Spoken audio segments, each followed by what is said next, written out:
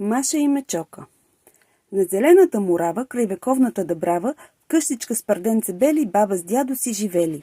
Като птичка лекокрила с песнички ги веселила Маша, малката умница, тяхна внучка хубавица.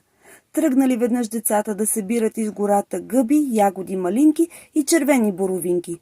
Маша уж с тях се спряла, тук поспряла, там поспряла, ту при гъбка, ту при птичка и останала самичка.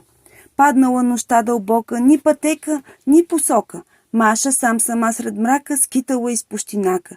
Най-подир в гъстак незнаен, стигнала до там потаен. Бързо влязла, но веднага се намръщила на прага. Вътре мръсно, грозно, прашно, просто да ти стане страшно. Тъй било занемарено, че си рекла възмутено: "Брей, че прасешка каштура, трябва в нея ред да туря." Мила, мела, трила, прала, къщичката засияла. След това